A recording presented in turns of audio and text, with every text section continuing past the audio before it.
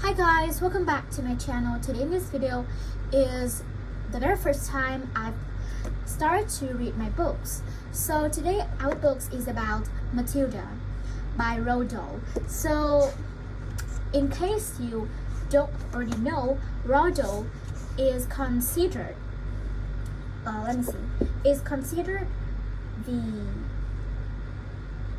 the world's #1 storyteller, and his book always the best. So today our book is about Matilda, which is a genius, a little girl who can read books at the age of 3 and go to the library by herself and read all kinds of books, including the adults book, some classic ones like The Secret Garden or something like that at the age of 4. And actually she is a genius.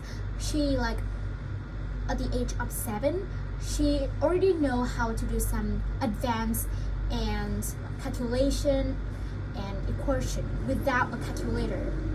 So let's see what her life would be in this book. So in this book I will read the first chapter, and the next following days I will complete reading this book for you guys. So remember to stay tuned and also subscribe to my channel, by the way, so you don't won't miss any of my new uploads about the book. It's totally, trust me, it is very interesting and a very fantastic story for children. Alright, so let's get started. First chapter is The Reader of Books. It's a funny thing about mothers and fathers. Even when their own child is the most disgusting little blister you could ever imagine, they still think that he or she is wonderful. Some parents go further.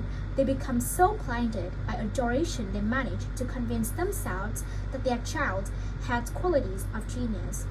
While there's nothing very wrong with all of this, it's the way of the world.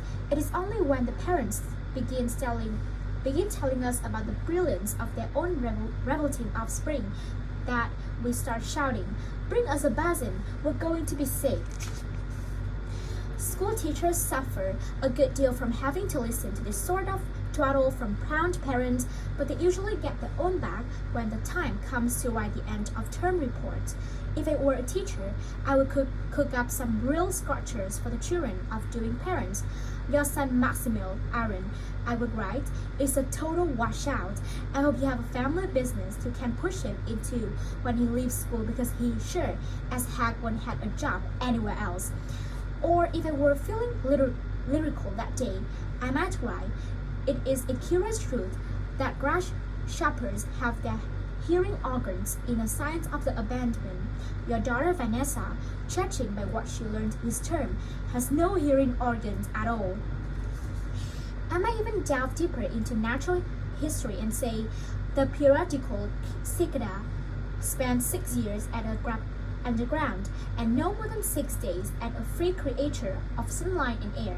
Your son Wilfred has spent 6 years as a grub in the school, and we're still waiting for him to emerge from the tree cellars. And got so humorous. A particularly poisonous little girl might sting me into saying, "Fiona has the same glacial beauty as an iceberg, but unlike the iceberg, she has absolutely nothing below the surface." I think I might enjoy writing end of term reports for the stinkers in my class, but enough of that. We have to get on. Occasionally, one comes across parents who take the opposite line, who show no interest at all in their children, and these, of course, are far worse than the doting ones. Mr. and Mrs. Wormwood were 2 such parents. They had a son called Michael and a daughter called Matilda, and the parents looked upon Matilda in particular as nothing more than a scrap. A scrap, not a scrap. A scrap is something you have to put up until the time comes when you can pick it off and flick it away. Mr. and Mrs. Wormwood looked forward enormously to the time when they could pick their little daughter off and flick her away, preferably into the next country or even further than that. It is bad enough when parents treat ordinary children as though they were scraps and bunions, but it becomes somehow a lot worse when a child is questioned in extraordinary, and by that I mean sensitive and brilliant. Matilda was both of these things, but above all, she was brilliant.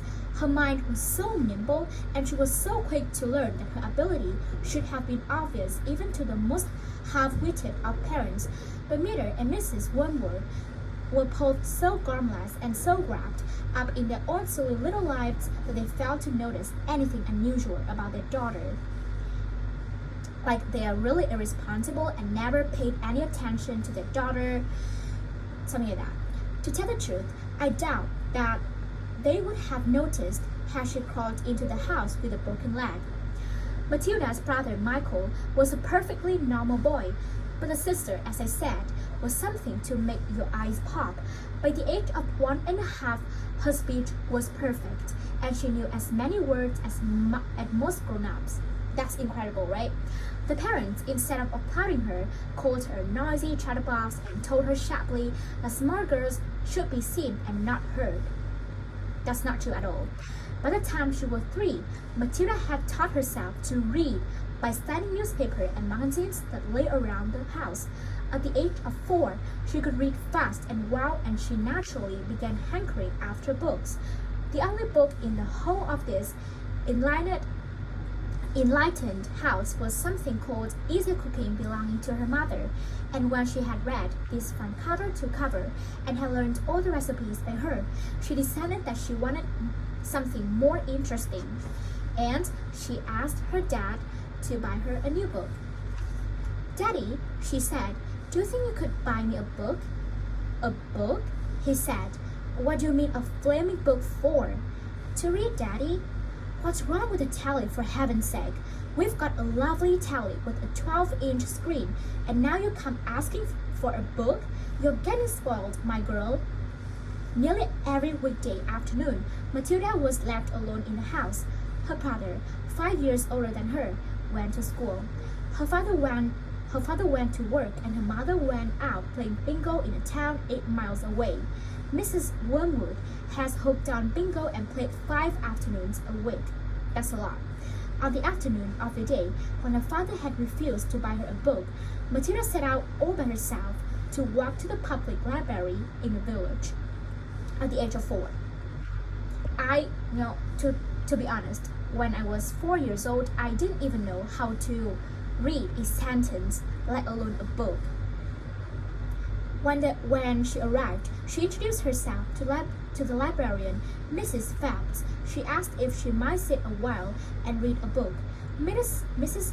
Phelps, slightly taken aback at the arrival of such a tiny girl unaccompanied by a parent, nevertheless told her that she was very welcome.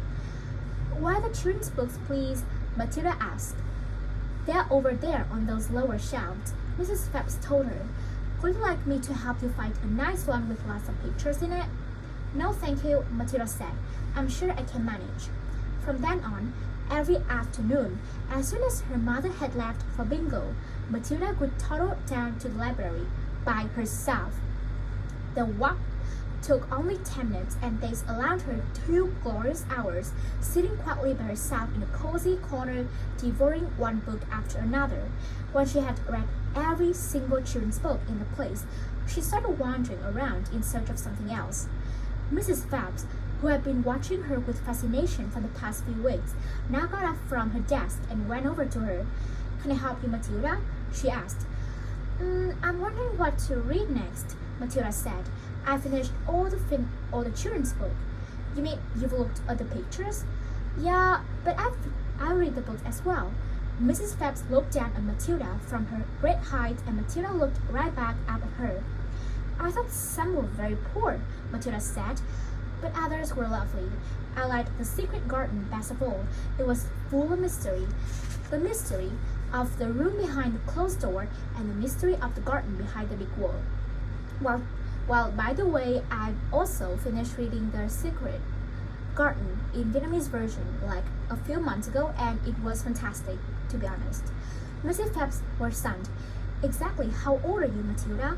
she asked. 4 years and 3 months, Matilda said. Mrs. Phelps was more stunned than ever, but she had the sense not to show it.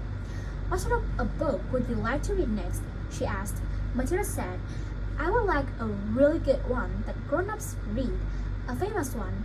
I don't know any names." Mrs. Phelps looked along the shelves, taking her time. She didn't quite know what to bring out.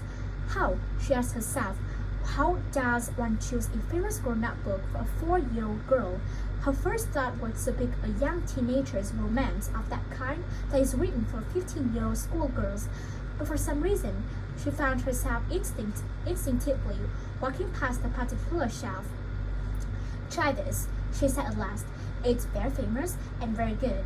If it's too long for you, just let me know and I'll find something shorter and a bit easier.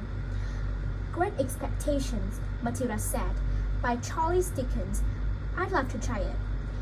I must be mad, Mrs. Phelps told herself, but to Matilda she said, of course you may try it. Over the next few afternoons, Mrs. Phelps could hardly take her eyes from the small girl sitting for hour after hour in the big armchair at the far end of the room with the book on her lap. It was necessary to rest it on the lap because it was too heavy for her to hold up. Bear in mind that she was just 4 years old, no, over 4 years old a little bit, and she was reading a grown-up classical novel. That's really blew my mind, to be honest. It was necessary. That's part I've already said, isn't it? Which meant she had to sit leaning forward in order to read. And a strange sight it was, this tiny dark-haired person sitting there with her feet nowhere near touching the floor, totally absorbed in the wonderful adventures of Pip and old Mrs. Havisham and her cobwebbed house, and by the spell of the magic that Dickens, the great storyteller, had woven with his words. The only movement from the reader was the lifting of the hand every now and then to turn over a page, and Mrs. Phelps always felt sad when the time came for her to cross the floor and said, "It's time to find Matilda." But by the way, when the author mentioned that the only movement of Matilda is to turn over a page, I want to say that whenever I read, even though it's my favorite book, I can't concentrate that way. Like I need to do something else, like after a while, maybe 30 minutes or so, I have to look up to see where my mother is or something like that. Okay, so that's it for the chapter 1. I know that it's so mysterious for you guys to look more and to go deeper into Matilda life, but let's just stay tuned and remember to watch the following videos because I will read the whole book for you. And I'll see you tomorrow. Bye bye.